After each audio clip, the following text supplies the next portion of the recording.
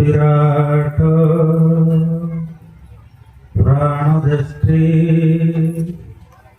प्राण सर्व भासते प्राण ही सूर्य चंद्रमा प्राणमाभो प्रजापति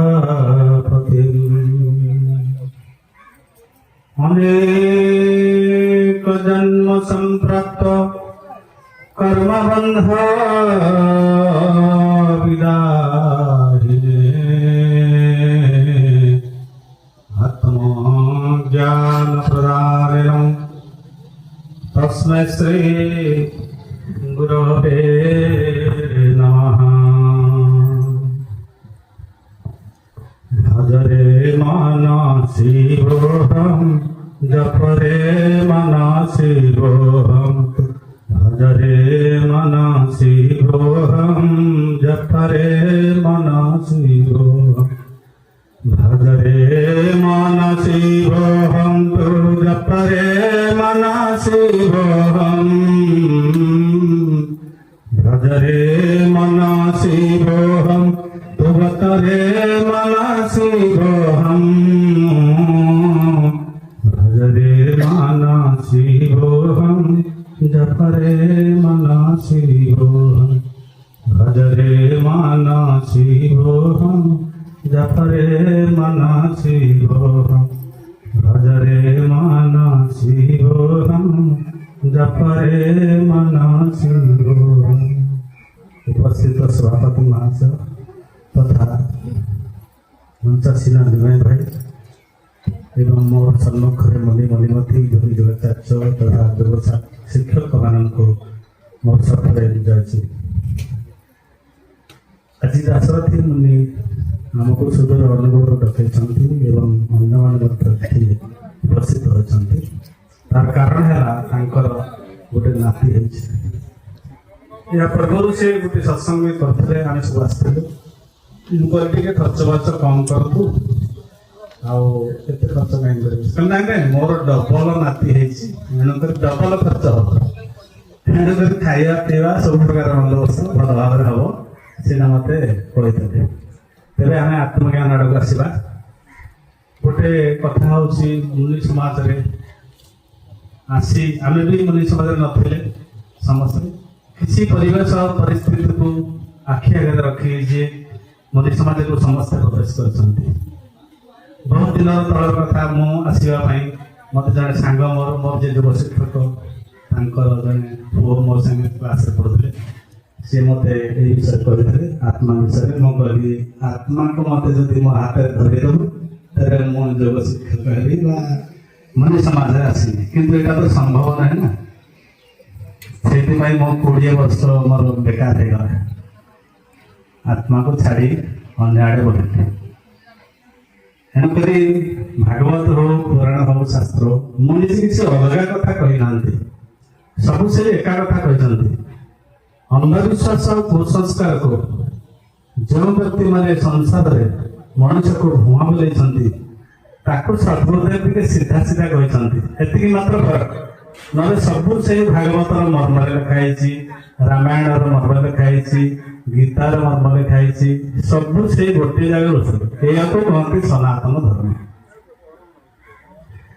जदा जदा हि धर्मस्य ग्लानिर्भवति भारत अभ्युत्थानम् अधर्मस्य तदात्मानि सृजाम्यहम् परित्राणाय साधूनां विनाशाय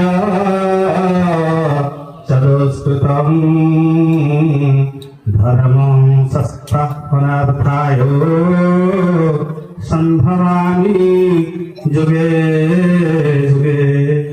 शिवमुनि महाराज आविर्भाव संपर्क এই শ্লোକରେ ମଧ୍ୟ ପ୍ରଖ୍ୟାନ କରାଯାଇପାରେ ଯେ ଏଇଭଳିଆ ଜଣେ ବିରାଟ ଲୋକ ଜ୍ଞାନବନ୍ତ ଲୋକ ଆମର ଧରାଧାମକୁ ଆସି ଉତ୍ତରପ୍ରଦେଶର ଗୋରଖପୁରରେ ଜନ୍ମ ହେଲେ।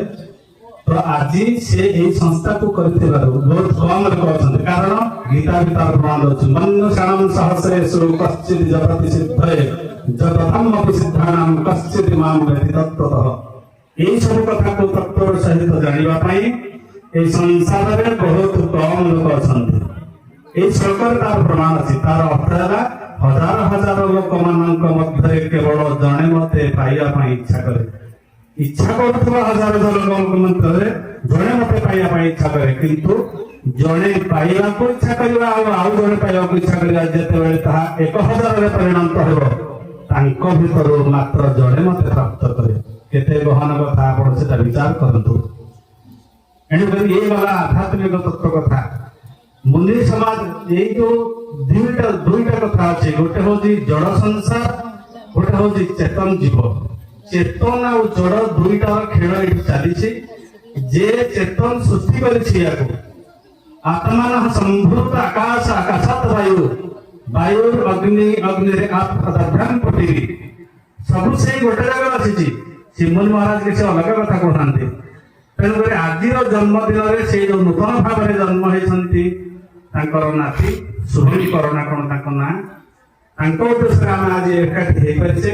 ସେମାନେ ତାଙ୍କୁ ଟିକେ ଆମେ ଆଶୀର୍ବାଦ ବି କରିବା ଆଉ ଏଇ ସତ୍ସଙ୍ଗକୁ ଆଗେଇ ନେବା।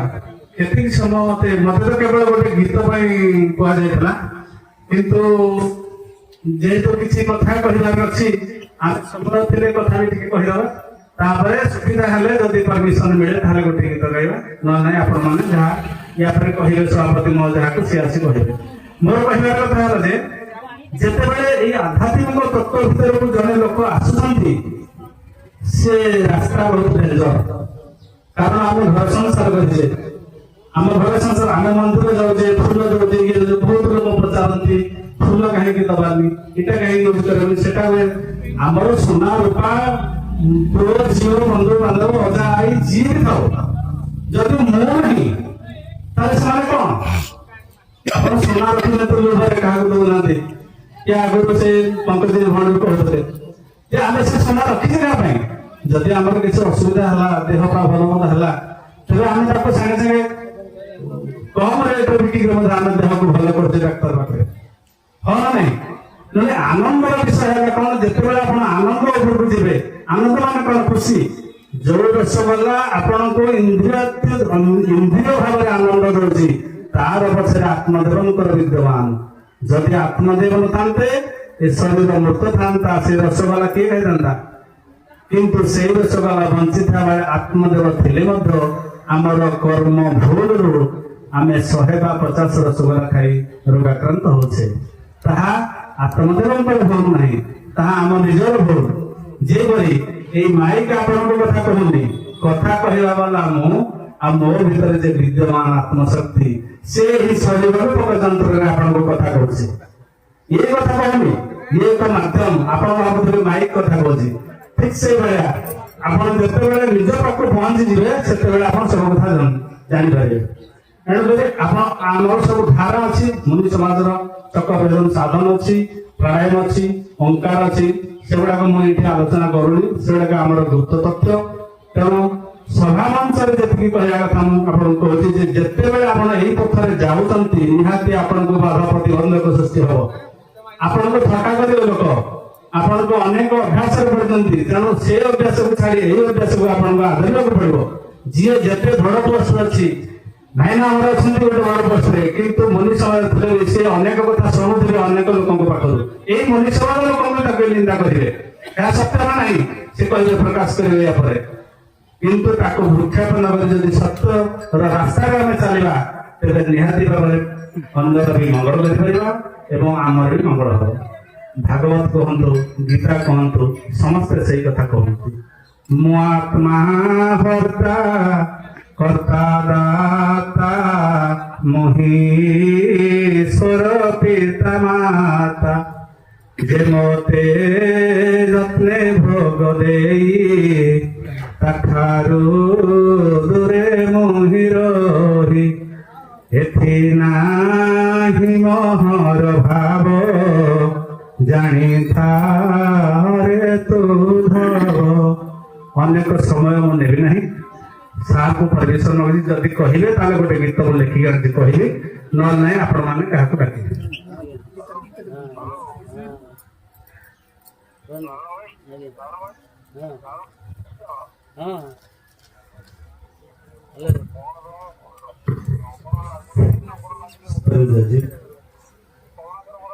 ସୃଷ୍ଟି ଦେଖ ମଧୁମୟରେ ମାନସ, ସୃଷ୍ଟି ଦେଖ ମଧୁମୟ,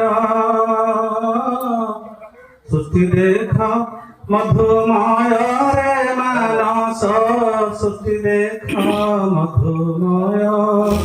ଅନାଦି ପାଖରୁ ସୃଷ୍ଟି ଅନାଦି ଅମୃତ ଅମୃତମୟ, ଆହା ଅମୃତ ଅମୃତମୟ। ଆତ୍ମାରୁ ଆକାଶ ସୃଷ୍ଟି ହୋଇଗଲା, ଆତ୍ମାରୁ ଆକାଶ ସୃଷ୍ଟି ହୋଇଗଲା, ଆକାଶରୁ ବାୟୁ ଜାତ ପବନରୁ ଅଗ୍ନି ସମ୍ଭୂତ ହୋଇଛି, ଅନଳୁ ଜଳ ସମ୍ଭୂତ, ଅନଳୁ ଜଳ ସମ୍ଭୂତ। ଜଳରୁ ପୃଥିବୀ ଜାତ ହୋଇଅଛି, ଜଳରୁ ପୃଥିବୀ ଜାତ ହୋଇଅଛି, ସୂକ୍ଷ୍ମରୁ ହୋଇଛି ସ୍ଥୂଳ, ସୂକ୍ଷ୍ମ ମନ ଆତ୍ମା ଅତି ଶକ୍ତିଶାଳୀ, ଆତ୍ମାର ବଳ ପ୍ରବଳ, ଆତ୍ମାର ବଳ ପ୍ରବଳ।